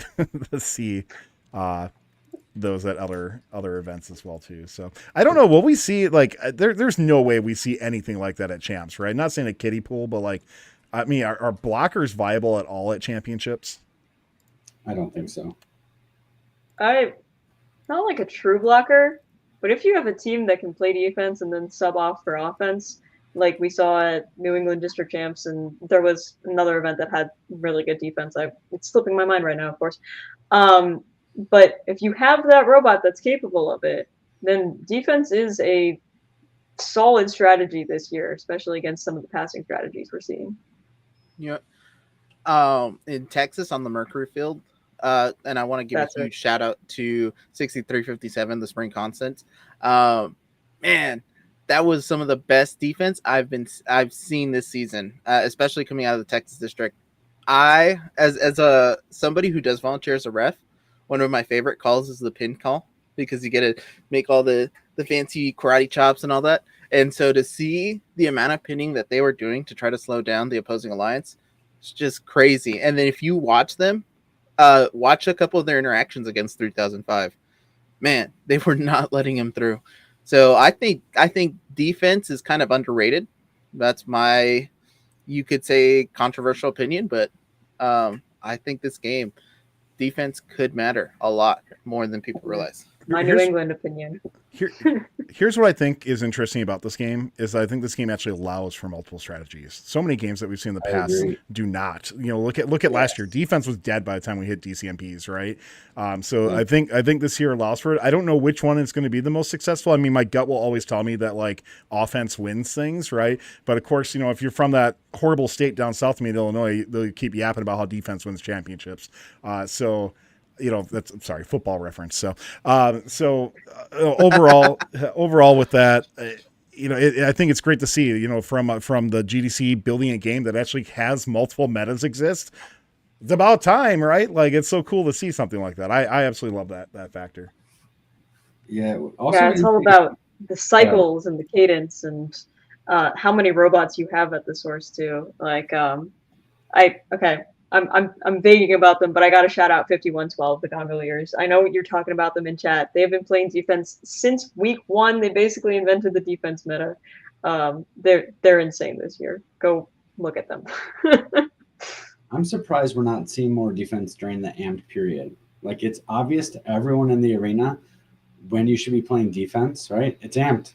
They're scoring right now. They got 10 seconds. The rings are there. Now is the time to go play defense. And I just haven't seen it. And I'm not saying it hasn't happened. I'm saying that I haven't seen a team excel at switching off and playing some extreme defense during that particular point of the game where you know they're trying to maximize their score for 10 seconds. Because if you can keep 2 rings off the speaker during that 13 seconds, I guess, you can really slow down a team quite a bit.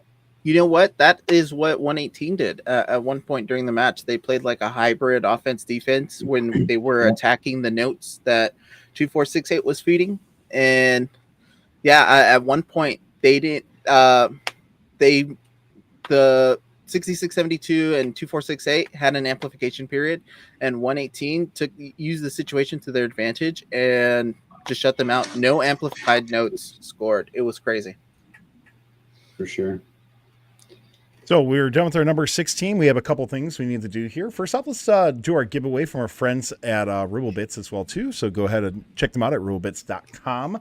And the winner for that, once again, the keyword was Robo Rollers for the awesome Robo Roller kit. And what do you have to do, everybody, if you win? firstupdatesnow.com/winner, once again. And the winner of that is going to be Brian Rosmierski. Congratulations, Brian. Make sure you go to firstupdatesnow.com/winner in order to claim that. And we will have another giveaway starting pretty soon. But before we do that, it's time to start talking about our top 100 teams that we've gone through. So each one of us has taken in for each 25 increments. We're going to go 76 through 100, 51 through 75, and 26 through 50. Glad I remember that correctly. Each one of us is going to shout out a team. We're going to put them all up on screen so you can see them and talk about them a little bit. And each one of us picked one team out of it. There's obviously multiple deserving teams when we go through this as well too. But let's put up our 76 through 100 to start out with, so you can take a look at who's on there. And like I said, phenomenal teams that we'll be going through. But let's go through our first set here. Justin, who's your shout out for in regards to our 76 through 100? So I've got teammate 36, the Robo Bees. I feel like I picked them for a number of reasons. One, they're a great team. I'll talk about their success in a minute, but I also just wanted to give some awareness to the Chesapeake District. In fact, we have not talked a ton about them. over the course of the Crescendo season. So RoboBees are 43-10 overall. They started at the Ashland event and were eliminated in the lower bracket finals. So just very close to reaching the finals. Their next event, they also had a battle to lower bracket finals, this time coming out on top, reaching the finals before getting eliminated. And then this past week at the district championship in Chesapeake, they were the number 1 seed overall, 17-0 undefeated winners of the Chesapeake district. So an awesome way to end the season for the RoboBees. So I just want to give them a shout out for that. All right, who do you got? So my shout out is going to be Team 4481, the Rembrandts.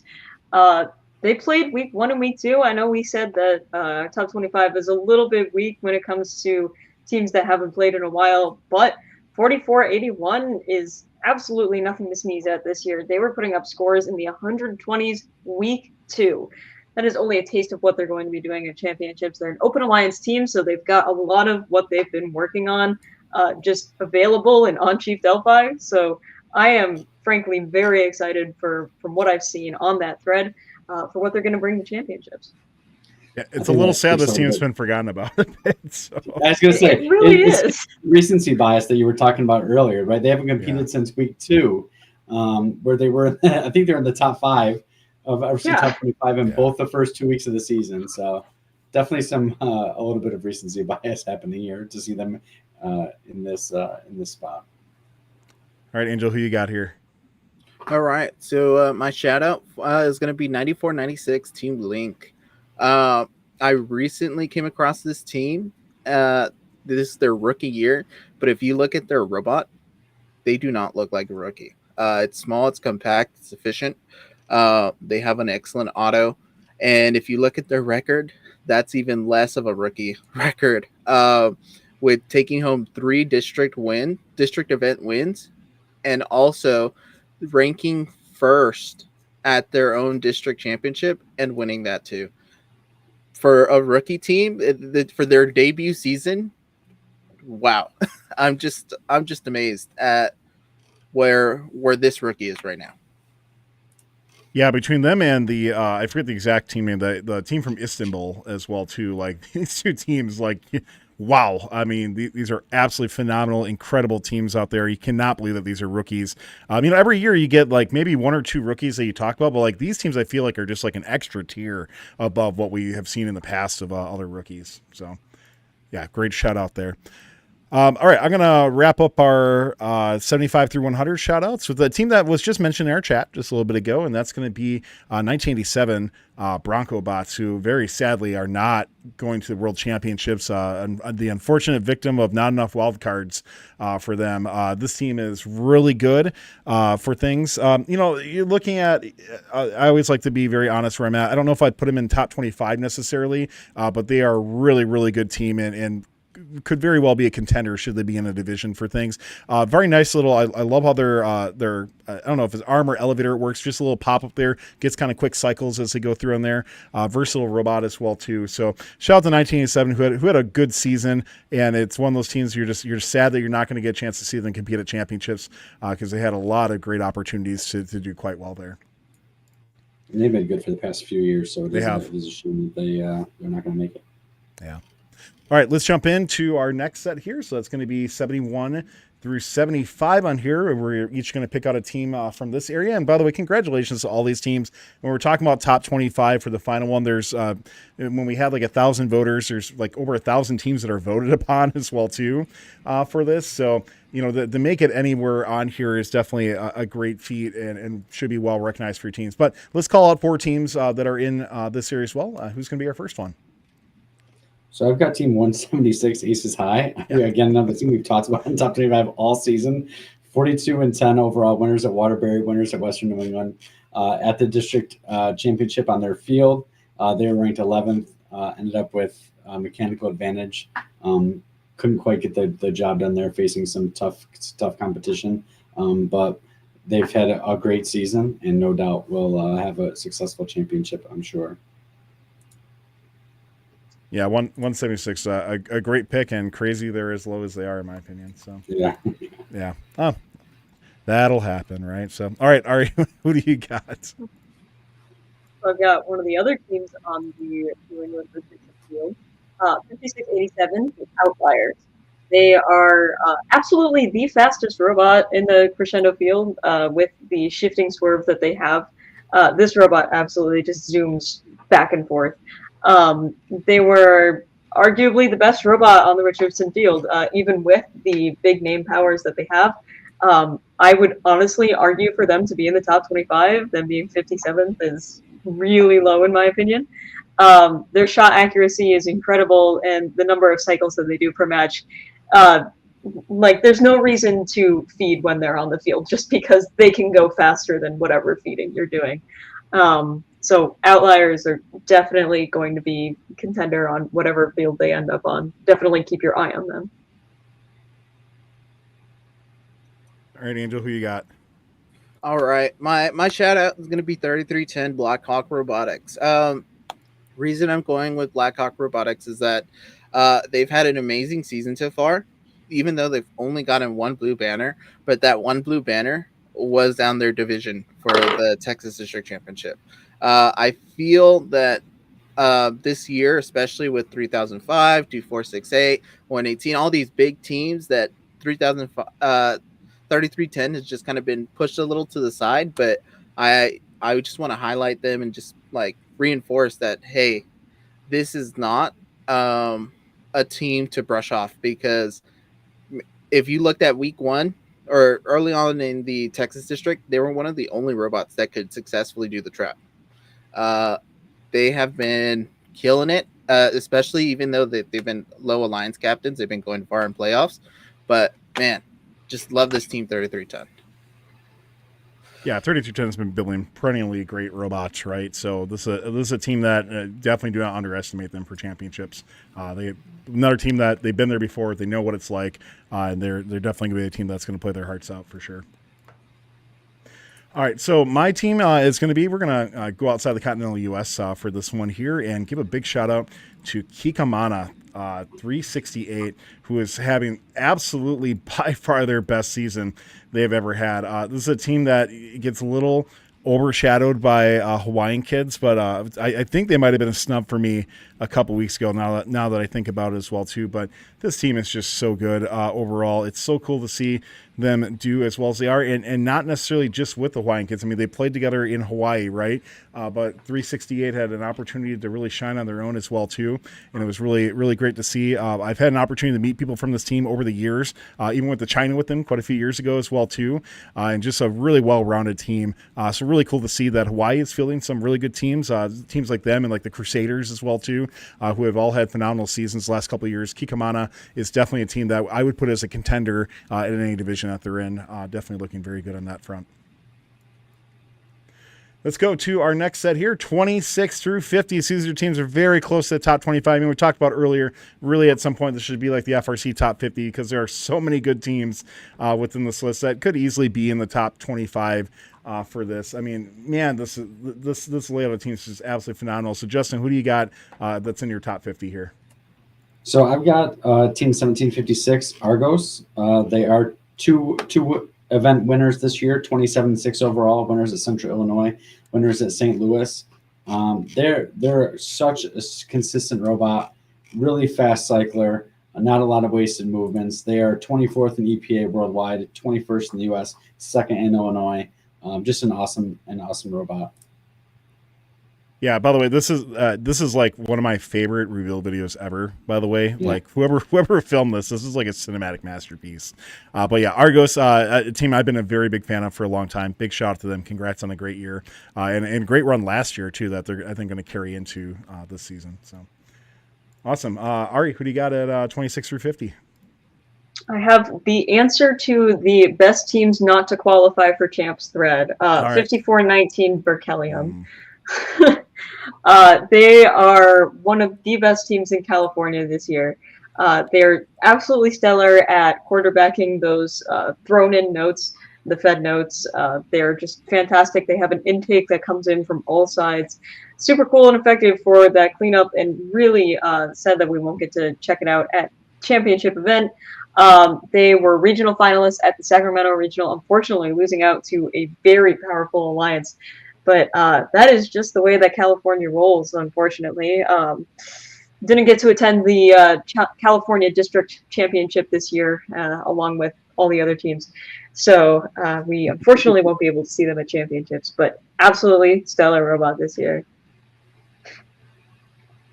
Yeah, Ari, I'll give you that title for sure. I think Berkeley not making it is very sad, and congrats to them on a phenomenal robot. I remember interviewing him last year, great team, and I hope get to catch him at like Chesney Champs or something like that this year. Angel, who do you got? All right, I'm gonna hit the international stage and send my shout out to 4613 Barker Redbacks. Baka. Baka. I mean, I think that they could have been a little bit higher. I think it's just that they haven't been, on the stage for a bit. Or am I wrong on this? No, Nope, they haven't. right. They haven't played for a while. So. Yeah. So look, if you look at the robot reveal, the video that's going on right now, like they're zooming across the field. They have such an amazing robot. Early on, one of the best autos early on in the season, in my opinion, right? But man, this team, especially going to champs and interacting with them last year, very friendly, very nice, and just look at their robot. I love their profile, small, compact, simple. But yeah, that's who I'm shouting at. This is a team I'm curious if we're going to see a rebuild out of them because they're rocking a fixed shooter. Right, or a fixed angled shooter for something like that. So I wouldn't be surprised. I mean, I don't know how, because this robot is so ridiculously compact. So I don't know if you'd have to go with something else, but like I would not be surprised to see Barker come with a different configuration, at least for the upper half of their robot. Honestly, I think that we can say this for any of the teams on this. They are, especially the teams that haven't competed, they had that time to be dangerous. So yeah. And a top tier team that is always hungry to make changes as well too. So, all right, I'm going to give my shout out to a team that I think is amazingly deserving, and not just because they were guests on Roundup last night, but that's going to be 5712 Hemlock's Gray Matter, who are MSC winners. This robot is criminally underrated for what they are. I mean, they ended up like 34 overall, so definitely not bad by any means, but man, this robot deserves more recognition for what they had. Taking their alliance all the way through, absolutely phenomenal performance by them. It was really great to talk to their drive coach, Alex, yesterday as well too, on Roundup as well. And you can just, this team is just, you look at them through the years, just been getting better and better and better. 4 blue banners this year, including an Impact Award as well too. Congratulations to them on a phenomenal season. This team is going to be so good in whatever division that they play in, and I just cannot wait to see how this team winds up. So congratulations to 5712 on a great year, and I cannot wait to see how you're going to do. So with that said, before we get into our top 5, we got a couple things to do. We have our last giveaway to start, and we also do want to give a special shout out here today on the initiative that's going on for championships as well too, and that's going to be for the World Assistance Initiative as well. So we're going to just pop that up on screen here. So the World Assistance, this program is to assist teams and connect teams at Worlds, and they're looking for more teams, specifically ones that can help assist other teams. So there's a huge QR code on there. I know some of the graphics got a little bit cut off with our overlay, but if you are a team that can help out other teams at Worlds, you see all the things that are needed. There are so many teams that need help on there. Scan that QR code. Go fill out the form as well too. If you're going to the Worlds and can help out other teams as well, please do that. Or you can also message Imagery Queen on Chief Delphi or Discord as well too for more. So got that big QR code, scan that as well. So if you were willing to help out, especially with some of the things listed on there as well too. So, and thanks again to Imagery Queen and all the other teams, 1339, Robo Lancers, Paradox, and anybody else who's helping out with that. We also are going to start our final giveaways before we get into our top 5 this evening. That's going to be from our friends at AndyMark, and that's going to be for a couple things, actually. We're giving away, we have a black AndyMark t-shirt with the Gears graphic, and also the coveted AndyMark GOAT. So if you're interested, type GOAT in chat right now. That's your opportunity to win, and you can take home these awesome things. Type in GOAT right now. YouTube subscribers get some extra luck, so click that subscribe button, and let's get into our top 5 of the final FRC Top 25. Sorry, I just clicked on the QR code. This is an awesome thing. If you haven't looked at it yet, you really should look at that initiative. There are so many things that you can assist on. Even if you think like, oh, my team doesn't really have a lot, there's literally like metric Allen wrenches on here. So anything you can do to help out teams that are going to be in Houston, looks like you can find a way to help out. So definitely do that. That is very cool. All right. Go ahead. You want to say something? I was just going to say, I helped a couple teams last year. I helped a team from Japan that came out there just to give you a little incentive. Sometimes they bring you snacks. So, yeah. Just don't tell first about the food. About the food. All right. This is it. The top 5 of the Crescendo season. In the 5th spot, I've got Team 1323 from Madera, California. It's Madtown Robotics. 31-2 overall, with winners the Central Valley and Monterey Bay regionals. So Madtown has continued to build the resume as one of the best teams in the world. The fridge robots continue to operate with consistency and excellence that's required to maintain their level of success. At their events, they've played a number of roles, but they seem most comfortable quarterbacking the alliance from the source, passing, and then screaming forward to join the amped scoring cycles. So I think they've, I want to reiterate again, like I said last time, they have one of the most confident looking trap mechanisms in FRC, which I think is going to continue to help them rank highly at their events, and definitely will allow them to continue that in Houston, whatever division they end up in. So great job to say the least, and good luck to 1323 Madtown Robotics. I was racking my mind on these top 5 teams and how I would order them for things, and I don't have a definitive answer for what this would be on here, because these are all very, very, very good teams on here. All I know is I would never want to play against Madtown. Correct. I will say about Madtown, you talked about them being a fridge bot. I just love how they have that attitude that if it works, don't fix it, right? Hey, a big the meta seems to be smaller robots, but hey, if you can have a big robot and you can perform at that championship level, yeah, keep it. Without question. Yeah, Tower, I agree. I mean, I can see obviously the rest of the top 5. I think that I don't necessarily agree with the order that these are in, but I don't think I would necessarily take any of these teams out of the top 5. Yeah, totally not. I don't think so either. All right, moving on into the 4th spot, I've got Team 1690 from Beni Amina, Hazafan, Israel. It's Orbit. 48 match wins, only 2 losses and a tie overall, and with the winners the ISR District Events 1 and 2, as well as the Israel District Championship. So since COVID, 1690 has dominated ISR events that they've attended, winning 1 and 3 for the past 3 seasons. I think I made a mistake there on their I think they've won 1 and 3 this year as well. I think I said 2. But the robot reminds me of the Tasmanian Devil. It little spins and bounces and just kind of goes from one side of the field to the other. But it doesn't seem to slow them down. They were able to maintain quick cycles and very, very high scoring output. I know I've talked a lot about playoff records of the teams that I've covered. 1690 is 15-0-1 in the playoffs. So just a crazy amount of success. And honestly, they haven't been challenged a ton in their season. They've won pretty comfortably all their events. So it's going to be interesting to see if they can keep up that insane pace as they transition to playing against some of the best teams in the world in Houston. So congrats, Orbit, on an awesome season so far, and good luck in Houston. Yeah, Orbit, phenomenal robots every single year. You know, a little bit of a maybe a hiccup, we'll say, last year for them, but definitely back in the form that we expect them to be. Their 2022 robot is one of my favorite robots of all time, and this robot, I definitely can't wait to get a closer look so I can analyze it a bit more and kind of see where that ranks in my hierarchy of things. So I'm sure it's going to be right up there. Let's see. I talked earlier about making that mental list of teams I want to see at the championship, like go stop by their pit. 1690 is on that for sure. Says my team's programming mentor.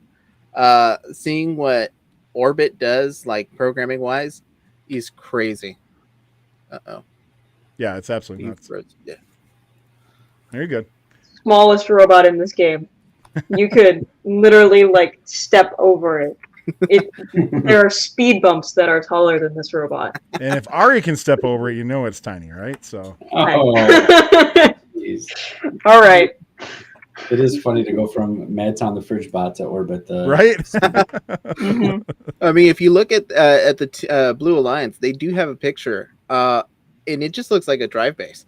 But man, just goes to show, any Fridge Bots or little bots, everyone can find a way to win. So yeah, that's pretty nuts. You're in the top 5.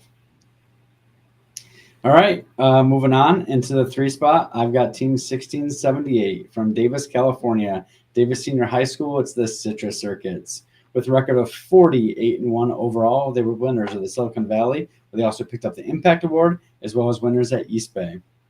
So as one streak ends at 23 regional wins, the same spot that 2056 has ended, they hope to keep their Einstein streak going as it approaches double digits. 1678 is also my short list for getting into the Hall of Fame, as they have 6 Impact Awards going back to 2019. So if you haven't had a chance to read Mike Corsetto's post on Chief Delphi about the past decade for Citrus, please go read it. It's an awesome read and just gives you even more insight into the incredible team culture that they've built on 1678. The robot this year, as always, is lights out. They've got a few more losses than some of their teams in the top 5 here. But let's remember, they play in California against some of the best in the world. So I have no doubt they will keep their Einstein streak alive in Houston. And good luck to 1678, the Citrus Circuits.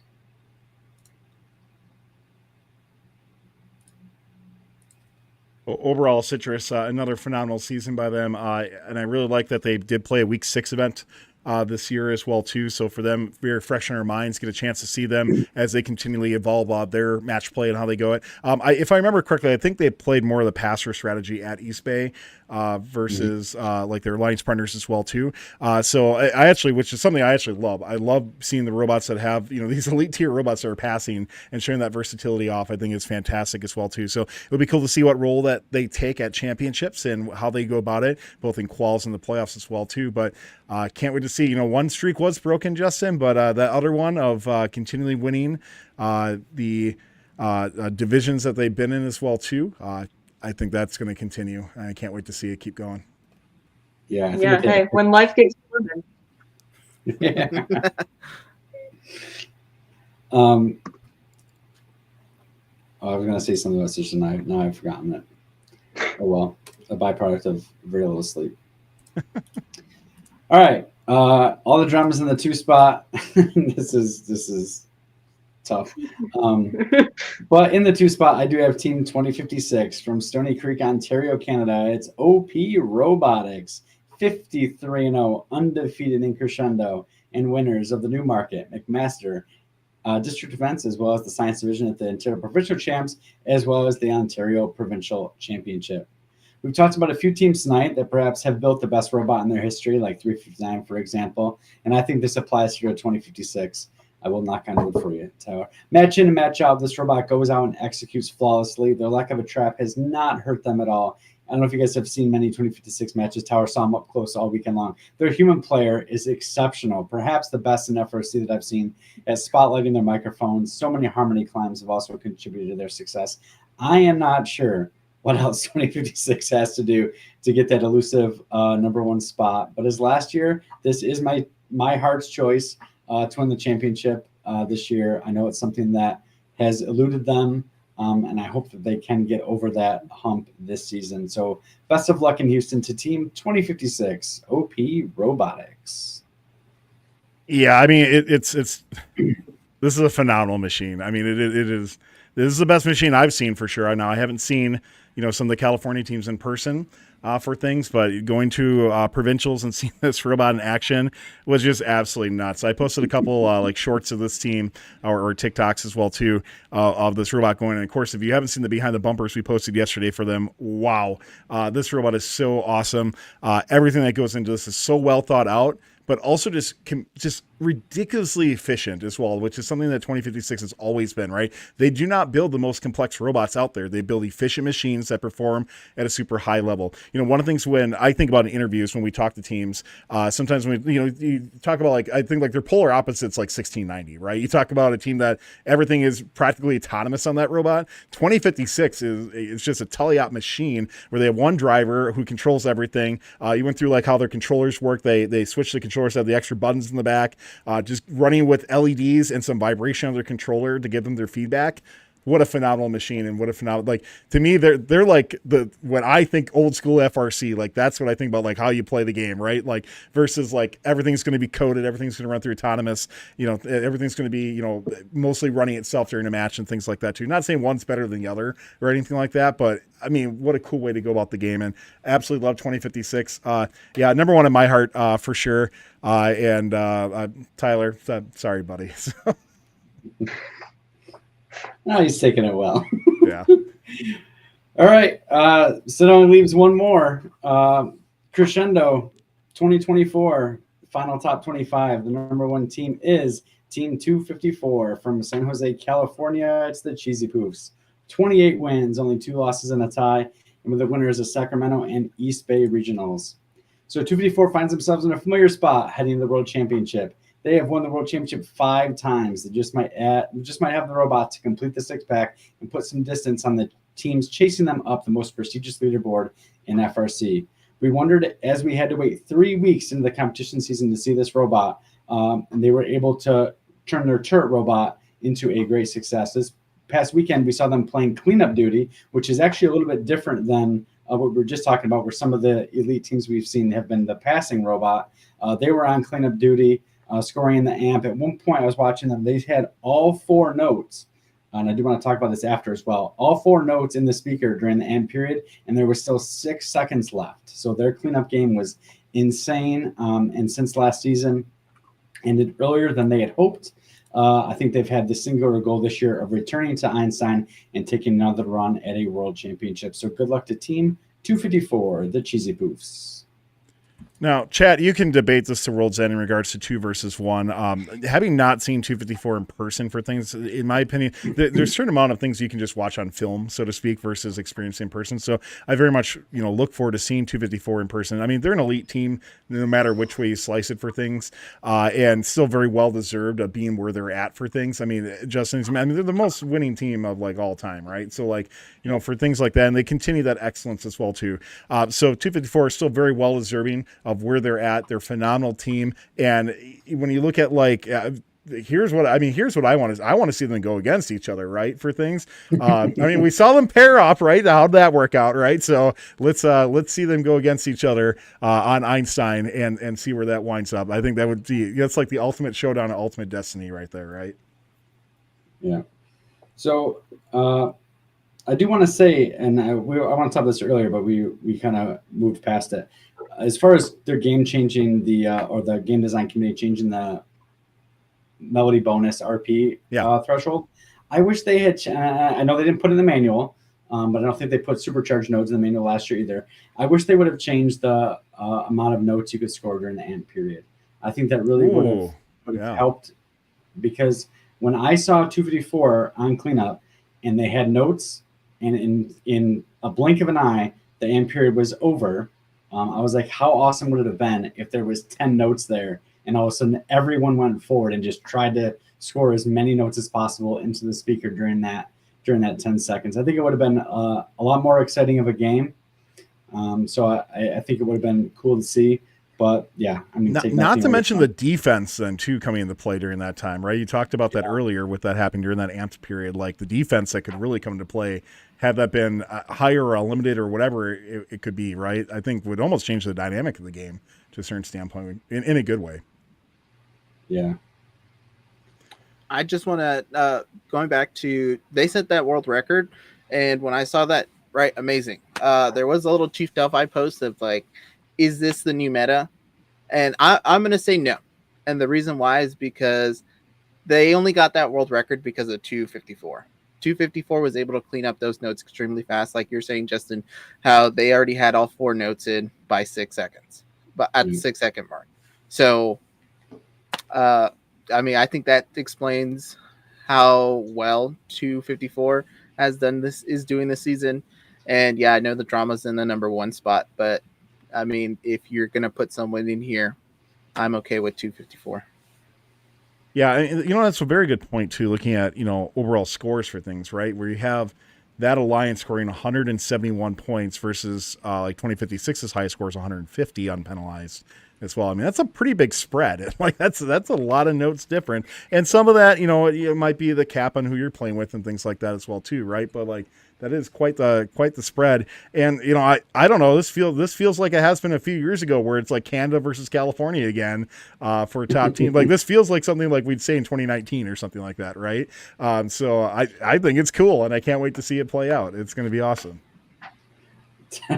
Tower Olsen's going to tell you exactly how many times it's been California versus Canada in the top 2 spots. Yeah, so that's all right. We got an awesome 1+1 sticker for 2056 to give everyone. So.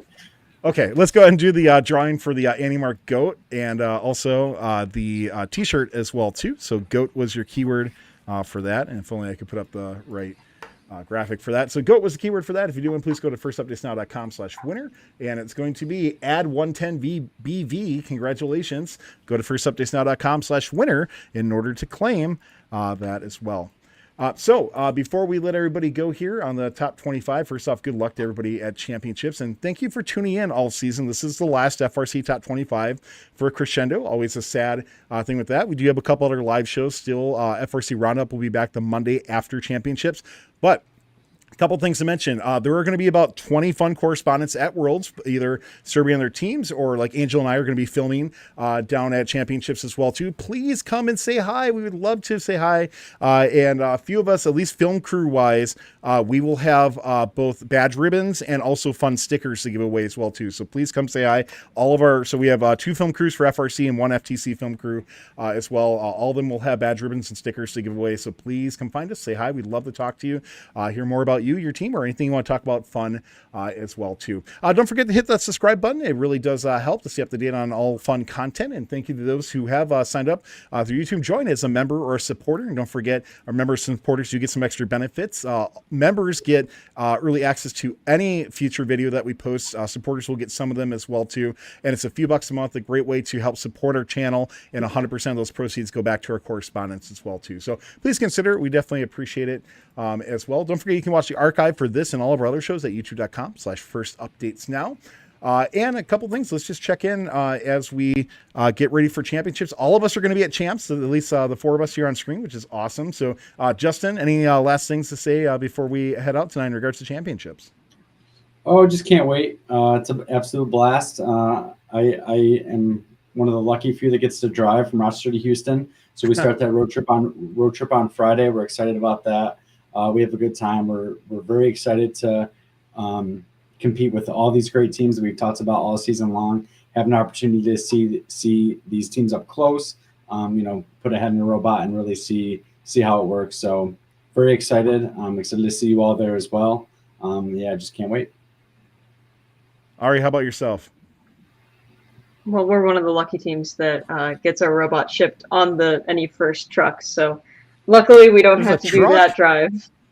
There's a truck. Yeah, we coordinate a truck. That is awesome. I love that. Yeah, we all ship our pits and our robots together in that one truck. So, it's actually brilliant. Every area should be doing that. That's phenomenal.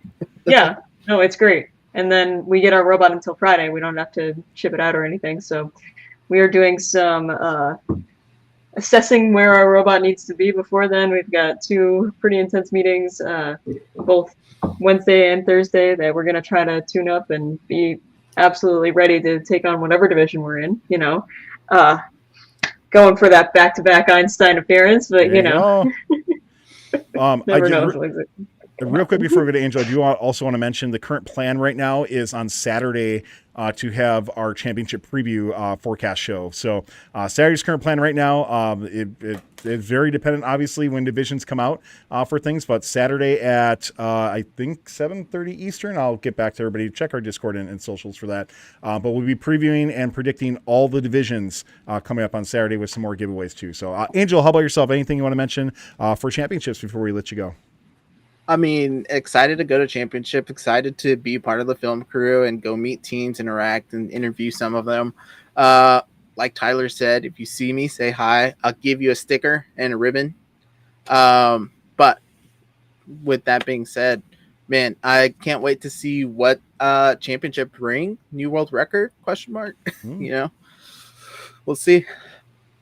Can't wait to see it on there. So thank you, everybody, for tuning in. That is going to wrap it up for us here on Fun. Go look to all teams at the championships as well, too. And make sure, once again, tune in for FRC Roundup, our live show, which will take place on Monday after championships. Well, we have a ton of behind the bumpers coming out. Frankly, way too many, but we can't wait to get them all out for you to see. It's awesome. And we had so many correspondents filming teams, but it is going to be a struggle bus for us to get those out for you all. But we'll try our best for that. So good luck, everybody. Can't wait to see you at championships or hopefully watching online as well, too. And we'll see you next time on Fun. Have a good night, everybody. Take care. Bye. This video on Fun is brought to you by viewers like you and also in partnership with the following. Discover how Kettering University students engineered their success with Kettering's amazing co-op employment programs where students earn great pay and gain valuable experience. Those accepted into Kettering University can apply for a robotics scholarship, providing up to an additional $5,000 a year in tuition assistance. Head on over to kettering.edu/first to learn more and apply.